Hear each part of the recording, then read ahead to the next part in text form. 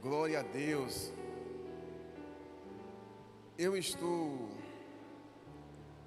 maravilhado com os louvores que hoje foram entoados. Eu estava ali sentado ao lado da minha esposa e toda hora eu pegava e fazia umas anotações,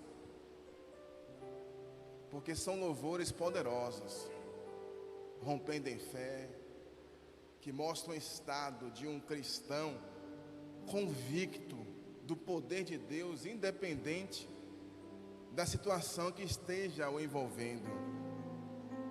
Eu te agradeço, que mostra o estado de um cristão vivendo já os benefícios das bênçãos de Deus. E quando essas coisas estão em nossa mente, quando nós acreditamos nisso, não apenas cantamos com os lábios, mas verdadeiramente quando nós aplicamos isso em nossos dias, conforme a irmã Suzy exemplificou aqui, falando de si mesma, de que muito embora passemos por lutas, mas quando tiramos o foco dessas lutas que enfrentamos e focamos no recurso que veio do Senhor, eleve meus olhos para o monte, de onde me virá o socorro? Meu socorro vem do Senhor que fez os céus e a terra. E quando ela mesma falou, quando ela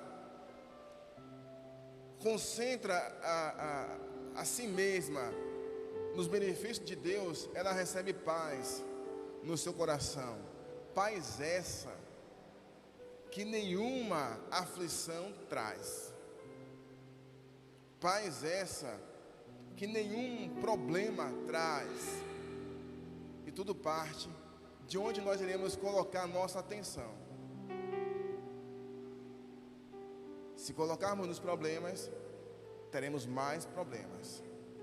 Mas se colocarmos nossa atenção nas promessas, teremos alegria. E se temos alegria, temos condições para poder buscar aquilo que almejamos. Vocês concordam com isso, irmão? Amém? Eu peço que os irmãos abram sua Bíblia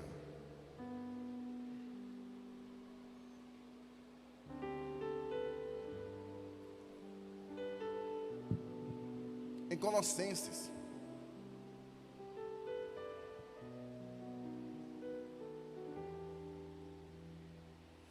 no capítulo 1,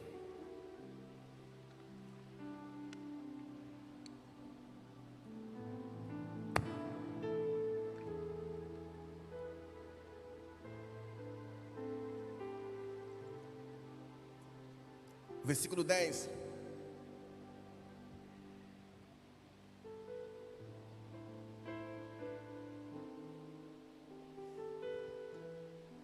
Diz assim a palavra de Deus: para que possais andar dignamente diante do Senhor, agradando-lo em tudo, frutificando em toda boa obra e crescendo no conhecimento de Deus.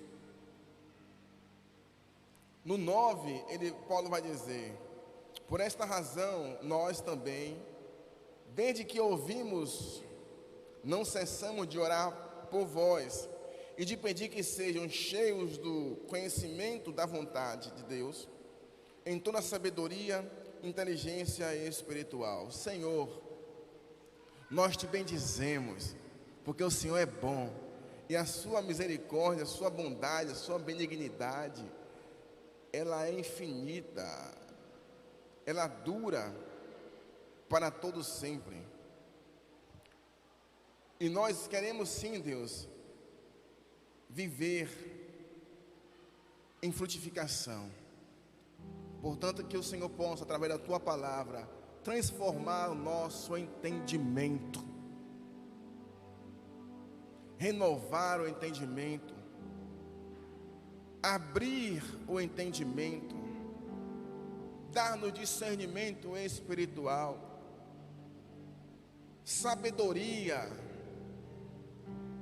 conhecimento da tua vontade, e que desse modo, Senhor, vivamos de modo digno do teu chamado, em nome de Jesus. Amados irmãos, Paulo, quando ele ora por Colossenses, e já falamos aqui que ele vai agir da mesma forma com os Filipenses, Efésios, ele ora não de maneira pedindo, se bem que essas coisas são boas também, se você quiser orar assim por mim, eu agradeço, mas é essencial que oremos não por bens materiais, porque isso é consequência de uma vida em plenitude, mas ele ora por entendimento, conhecimento da vontade de Deus e sabedoria. E a vontade de Deus qual é? Que todos cheguem ao pleno conhecimento da verdade. E se conhecer a verdade liberta. Entende? A verdade transforma. Então essa é a vontade de Deus. Então ele ora para que a igreja lá em Colossos seja abundante nisso. Por quê? Porque se for abundante nisso, ele vai superabundar em todas as outras coisas. Ovelha sadia dá muita cria. E ele chama, dizendo: eu oro por isso, para que vocês andem com dignidade diante de Deus, para que você ande em conformidade com o que Deus propôs. Quando isso estiver em vós, Paulo diz à igreja, vocês terão dignidade, vocês terão um comportamento diferente, vocês terão a mentalidade, o entendimento transformado, e tudo passa por aquilo que entendemos. A maneira que entendemos e como entendemos vai criar os nossos hábitos. E primeiro criamos os hábitos, depois os hábitos nos criam. Primeiro eu crio os hábitos, depois eles me criam. E quando você começa a ler a Bíblia, Suzy, a ter o seu devocional, revelações vêm para você. Então chega ao nosso conhecimento que o povo sofre justamente pela ausência de conhecimento da vontade de Deus, que erram por não conhecer as Escrituras, nem o poder de Deus. E se tem uma coisa que cada um de nós queremos, é andar em frutificação. Quem quer viver de maneira estéril? Quem quer viver estagnado? Quem quer viver sem crescimento? Quem quer viver sem evolução? Quem quer viver atrofiado? Quem quer viver definhando? Ninguém. Talvez nem o pior do masoquista vai querer isso. Porque é de nós queremos uma vida melhor. A nossa busca constante é para que nossa vida seja melhor. A sua oração é para que sua vida seja melhor. O seu pedido é que você tenha não apenas uma vida melhor, mas a percepção disso estendido a toda a sua família. E toda vez que nós não alcançamos aquilo que queríamos, isso traz um estado de desapontamento, desconforto, de incapacidade.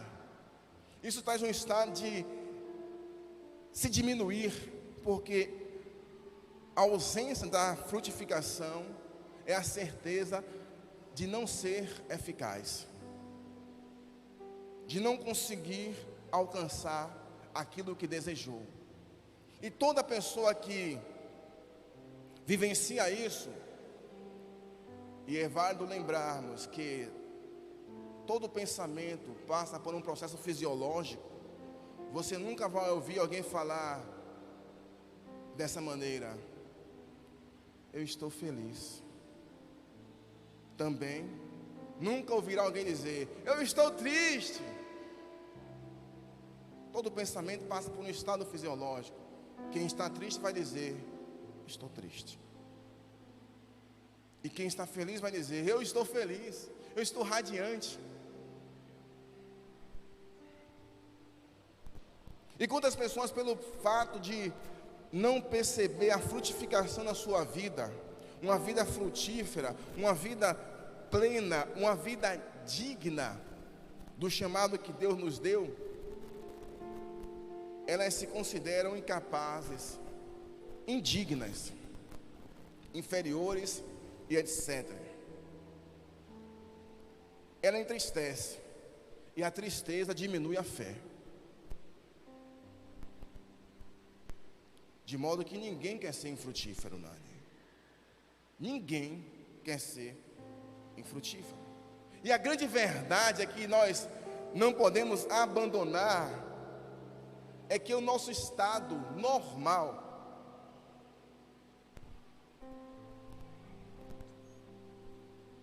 é de frutificação, é de crescimento e de alegria.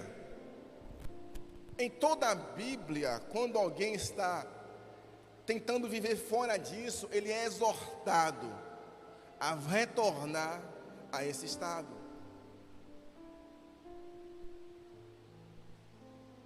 E essa mudança é imediata. Como que muda? Mudando onde se está concentrando a atenção. Tirar a atenção do problema e colocar na promessa. Todavia, irmãos, a falta de conhecimento de Deus, observe, a falta de conhecimento de Deus, da vontade de Deus, que é boa, que é agradável, é perfeita, que nem olhos viram, nem ouvidos ouviram, e que nem jamais penetrou na consciência humana o que Deus preparou para aqueles que o amam. A falta desse conhecimento leva a pessoa a atrair situações que gostariam de evitar. A falta do conhecimento de saber que o nosso estado é um estado de frutificação, crescimento e alegria, faz com que foque no problema e acaba atraindo justamente aquilo que pretendiam evitar. Onde que nós encontramos isso? Jó capítulo 3, versículo 25. Ele disse: o mal que eu temia me sobreveio. Imagine isso. E no versículo 26, ele vai dizer: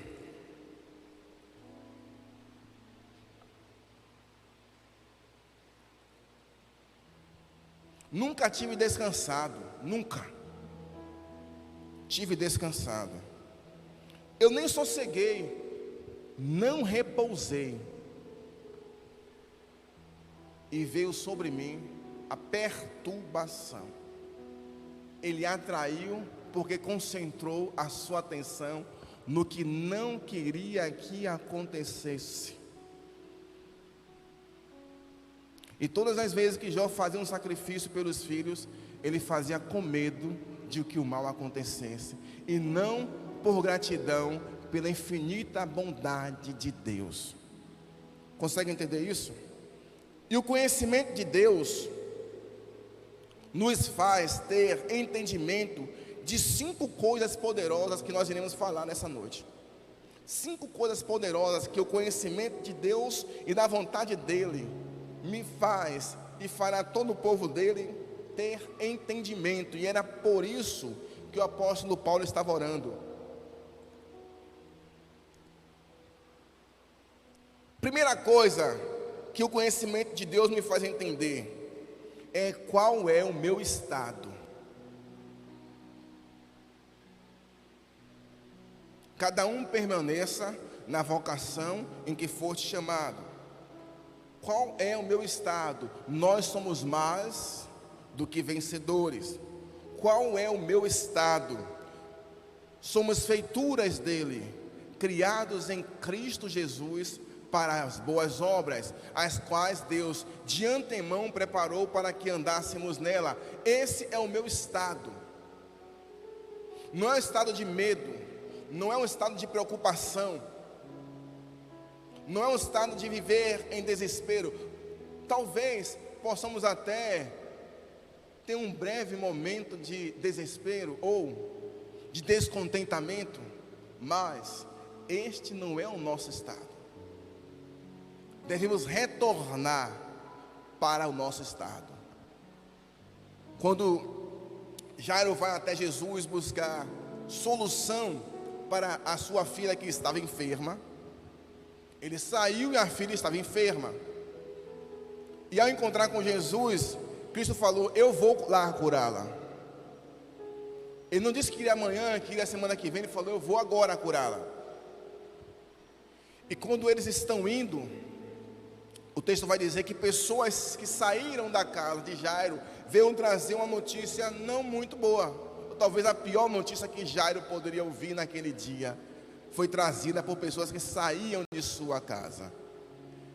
Essas pessoas disseram: não incomode mais o mestre, a sua filha está morta. Como você reagiria ao ouvir uma notícia dessa? Você que saíra de casa esperançoso porque iria encontrar Jesus. Você que estava agora esperançoso porque encontrou Jesus e ele disse que iria para a sua casa curar sua filha. Mas agora, alguém chega e diz que sua filha está morta. Acabou! E o que me impressiona é a tranquilidade, a calma de Jesus para resolver problemas, conflitos. E essa calma, ela permanece em todos aqueles que confiam e conhecem de Deus. Ele chega para o homem e diz: não tenha medo, apenas creia. Não mude o estado de fé para a tristeza. Não traga para a sua fisiologia essa notícia. Continue crendo. E o final da história nós conhecemos. A filha foi ressuscitada. Então, há um cuidado de Deus para comigo e sua vida, para que nós, ao entrarmos no nosso estado que Ele criou para nós, não saiamos dele. Porque se sairmos do estado que Deus preparou para nós, não viveremos em bênção. Iremos atrair justamente aquilo que queríamos evitar. Esse estado é a fenda da rocha que Deus preparou para nos proteger. Amém, queridos? Segunda coisa que o conhecimento de Deus, o conhecimento da vontade de Deus me faz e nos faz perceber, é que em Cristo Jesus nós podemos todas as coisas. E aí, quando cantava Rompendo em Fé, eu gosto quando essas músicas são entoadas, que ela nos anima, ela nos faz lembrar qual de fato é o nosso estado, ela nos faz perceber quem é o nosso Deus, ela nos faz entender que, por mais difícil que a coisa seja, o nosso Deus é muito maior, e o que necessário é que eu apenas creia.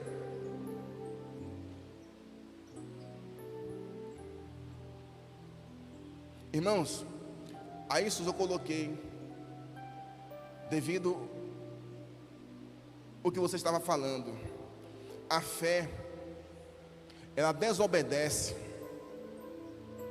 a lei da física, ela desobedece às regras naturais, desobedece porque é superior, e não cabe a ela prestar contas, apenas resolver. Isso é fé. E nele eu posso todas as coisas. E Paulo vai dizer assim, lá em Corinto: aquele que não negou o próprio filho. Irmãos, vocês conseguem assimilar a dimensão poderosa dessa palavra? Aquele que não negou o próprio filho, antes, por amor de cada um de nós, entregou, não nos dará graciosamente com o filho todas as coisas? Vê se isso não está em conformidade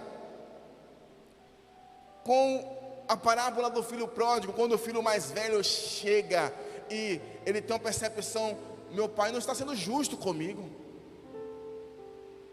eu estou trabalhando o tempo todo, eu nunca desapontei meu pai, nunca desapontei meu pai, mas este filho dele saiu, consumiu metade do que ele tinha, e agora volta e ele faz uma festa, enquanto eu estou aqui, e nem um cordeirinho ele me deu para comemorar com os meus amigos. Ele focou onde? No problema. E quanto mais ele focar, ele ficava mais furioso. Não queria nem cumprimentar o irmão. A saudade que ele tinha do irmão, que talvez tivesse do irmão, foi vencida pela sua percepção daquela realidade. E o pai, que prefigura a Deus, disse: meu filho, você sempre está comigo. E em João 15, que nós falávamos no mês passado, diz: se estiveres em mim e as minhas palavras permaneceres em vós, pedireis o que quiseres e será feito. Meu filho, você sempre está comigo. E agora vem algo super poderoso: tudo que é meu é teu.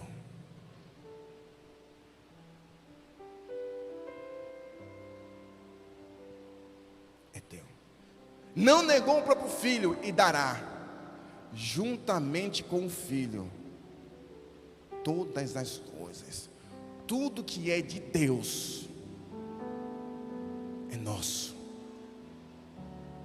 E tem um louvor que fala: tudo que Jesus conquistou na cruz é direito nosso, é nossa herança. Porém, irmãos, embora seja nosso, aqui não pegue.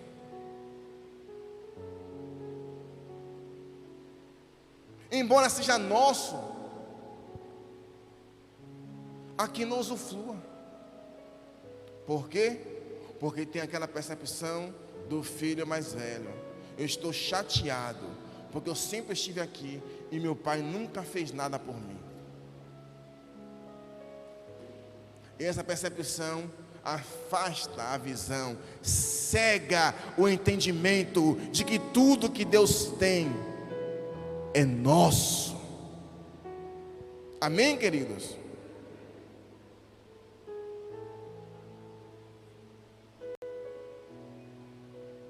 O conhecimento de Deus me faz entender que as coisas espirituais são discernidas espiritualmente. Sabe por quê, irmãos? Quando se fala de fé, você não está falando dos 5 sentidos. E o homem natural, ele percebe as coisas pelos seus 5 sentidos. Ele quer apalpar, ele quer ouvir, ele quer sentir sabor, ele quer ver, ele quer sentir cheiro. Quase eu esquecia do 5º. Se não sentir isso, não existe. Mas a fé não obedece às regras naturais. E para o homem natural, isso é loucura. Mas o que é loucura para o homem é sabedoria de Deus. São discernidas espiritualmente. Discernir espiritualmente é entender que o invisível constrói o que é visível.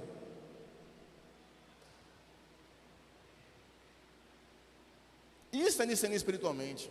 Não é viver os 5 sentidos tão somente, porque agora a ninguém mais enxergais como carnais, mas como espirituais.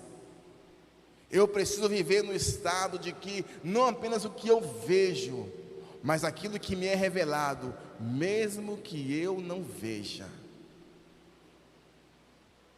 Se eu não conseguir assimilar isso, eu não estou vivendo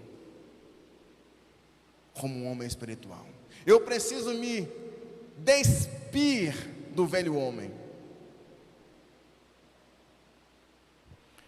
E eu preciso me revestir do novo homem. Eu preciso cuidar do que eu penso, segundo Filipenses 4:8. Já que todo pensamento traz uma ação fisiológica, e isso traz um estado. Se eu mudar o que eu penso, se eu começar a colocar aquilo que está em Filipenses, abra aí, capítulo 4, versículo 8.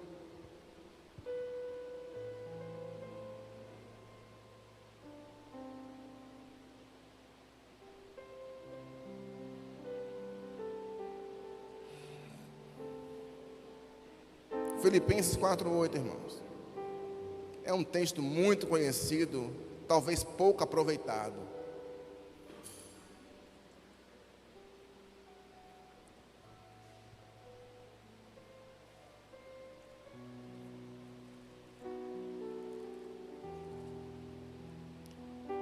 Quanto ao mais, irmãos, tudo que é verdadeiro, tudo que é honesto, tudo que é justo, tudo que é puro, tudo que é amável, tudo que é de boa fama, se há alguma virtude, se há algum louvor, nisso pensai. Agora, olhe para si mesmo e se pergunte: em que eu tenho pensado? Está em concordância com esse texto? Se não estiver, eu devo mudar agora.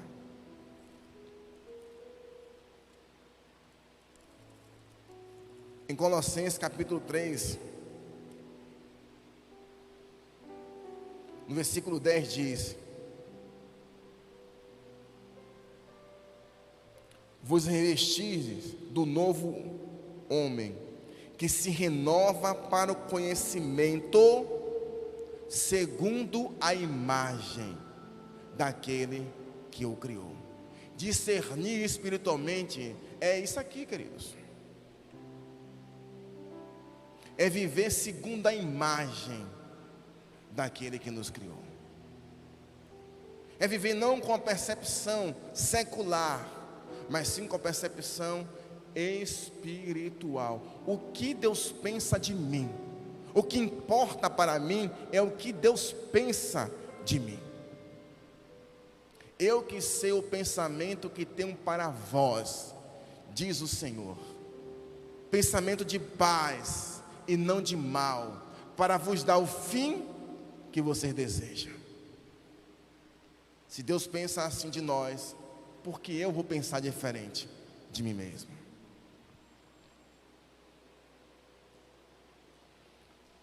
Quarta coisa, o conhecimento de Deus me faz entender o poder da palavra.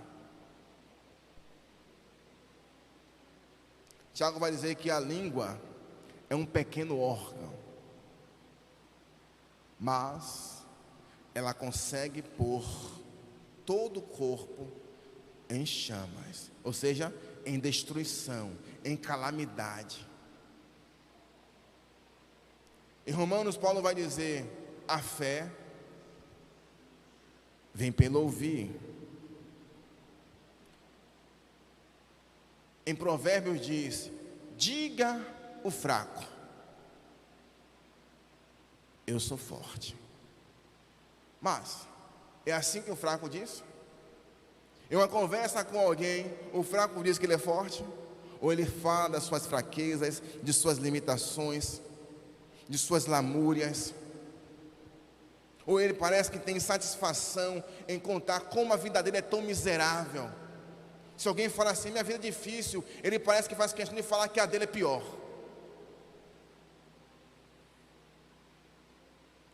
Não é assim que devemos viver. Tem uma coisa que eu tenho observado muito no pastor Pereira. É a convicção que ele tem do que ele é capaz de fazer. E para alguns, pessoas que falam assim, podem achar prepotência, mas não é. É assumir o estado de ser. Eu sou. Não é prepotência, é você ter certeza do que você é. E a palavra, ela tem poder. Ah, mas eu não sou. Aí vem a próxima coisa, que é a quinta coisa. O conhecimento de Deus me faz trazer à existência as coisas que ainda não existem. Como? Profetiza. E o tempo todo estamos profetizando. Agora, precisamos saber que o que profetizamos é bênção ou maldição. Se a palavra tem poder, eu vou usar essa palavra para trazer à existência as coisas que ainda não existem, para trazer o futuro desejado para o presente.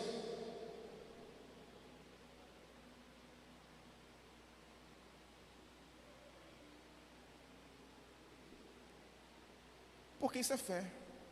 Tudo que vocês pedirem, crendo que já receberam, assim será feito. O que é isso senão trazer o futuro desejado para o presente? Como é que eu vou crer que já recebi? É simplesmente eu assumir a condição de já ter recebido. Pense comigo. Se eu pedir e crer que já recebi, logo não tenho falta. Se eu não tenho falta, eu não preciso mais falar sobre isso. Eu não preciso mais falar no tempo presente que eu não tenho, porque eu creio que já recebi.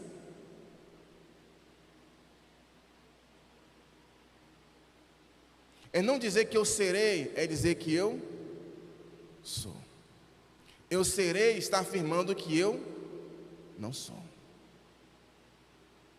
É viver o estado desejado. Quem vive o estado desejado, vive em gratidão. Que foi cantado aqui agora há pouco também. Te agradeço por me libertar e salvar, por ter morrido em meu lugar. Te agradeço por tudo que tens feito e por tudo que ainda vai fazer. Por tuas promessas e tudo que és, eu te agradeço.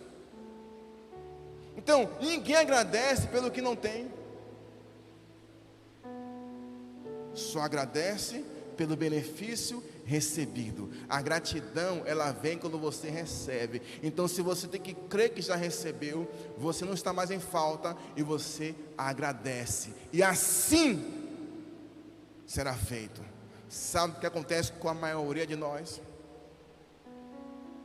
É que pedimos e não acreditamos. Ficamos cocheando em dois pensamentos. Tiago vai dizer: homem de ânimo dobre, não suponha ele que receberá de Deus alguma coisa.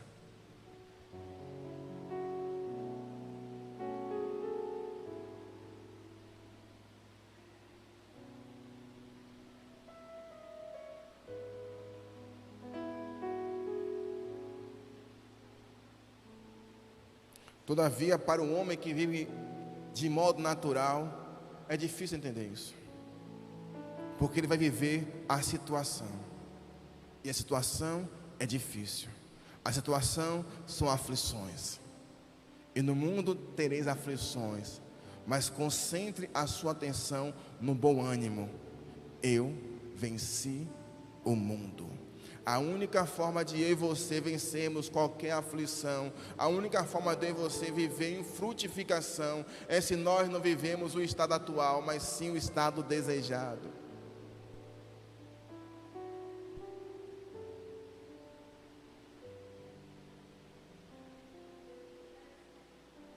Trazer à existência as coisas que ainda não existem. Para concluir, irmãos, para que eu possa frutificar, eu preciso encarnar essas verdades em minha vida. Eu preciso enraizar em mim a ideia do meu novo estado em Cristo Jesus. Eu preciso assumir essa consciência e não abandoná-la. Não fazer como o homem que contempla a sua imagem no espelho e depois se esquece de como era. Eu preciso assumir esse estado e manter-me em perseverança nele. Perseverar significa que você está enfrentando tudo e não nega. Perseverar é você crer em algo e por mais que tudo diga que não, a voz de Deus em você diz que sim e você se mantém firme.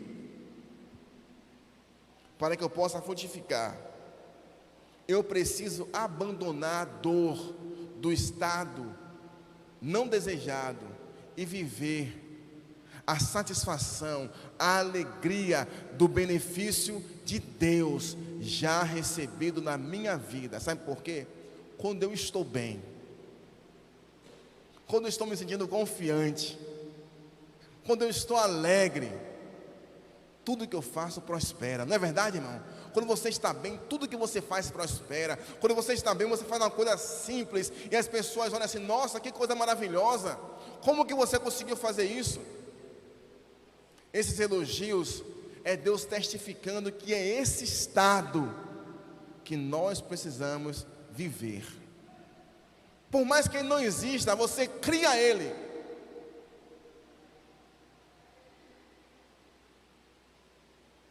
Você cria ele, você traz ele, você provoca ele com a certeza, com a convicção, com a maturidade espiritual.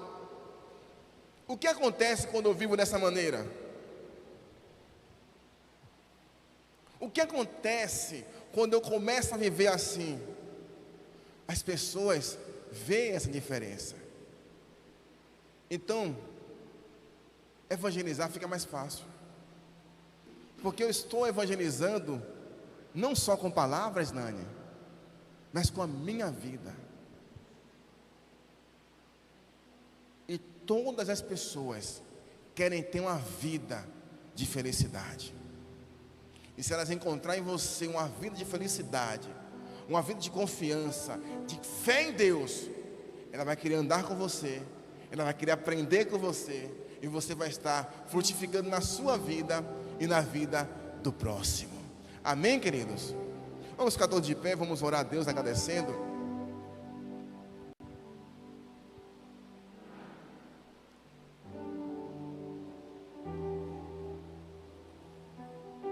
Antes de orar, vamos cantar aquela música que foi cantada aqui, Samuel, Rompendo em Fé. Eu peço que a igreja cante essa música, feche seus olhos, porque essa música ela revela muitas verdades sobre o nosso dia a dia. Porque as dificuldades vêm para poder nós mostrarmos a qualidade da nossa fé. Não é para nos abater, nos destruir, mas para mostrar a qualidade da nossa fé, a nossa convicção, confiança em Deus. Abra sua boca e cante a Ele. Cada vez que a minha fé, aleluia, diga assim: tu me dás a chance, tu me dás a chance. As montanhas e vales, as montanhas e vales que atravesso,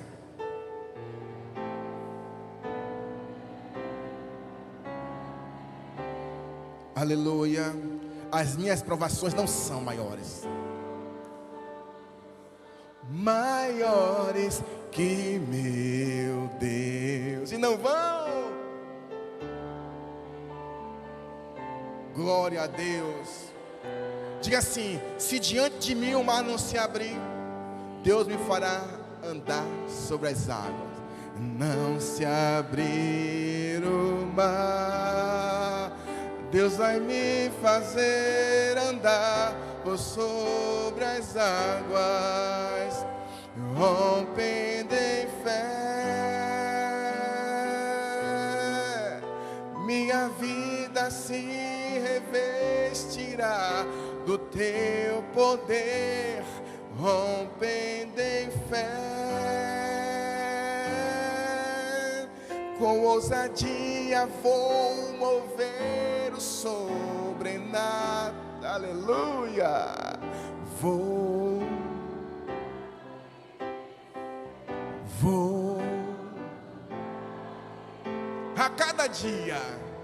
a cada dia vou viver.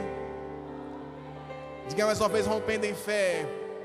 Rompendo em fé. Minha vida se revestirá do teu poder, rompendo em fé. Com ousadia vou mover o som. Ah, Jesus, obrigado, Pai. Vou lutar e vencer. Glória a Deus. A cada dia vou viver, rompendo em fé. A cada dia vou viver, rompendo em fé. A cada dia vou viver, rompendo em fé. Aleluia, Senhor. É assim que nós viveremos, assim que nós iremos estar todos os dias, na certeza, na convicção de que todas as coisas contribuem para o nosso bem, de que tudo que é teu é nosso e que nós precisamos crer e nunca abandonar essa palavra. Leva-nos em paz para os nossos lares e dá-nos uma noite de descanso em tua presença, em nome de Jesus e para a glória de Jesus. Amém. Podem sentar, irmãos. Após as orações silenciosas, estamos dispensados. Agradeço a você que nos assistiu por essa ferramenta. Que Deus continue derramando graça sobre a tua vida e sobre a tua casa.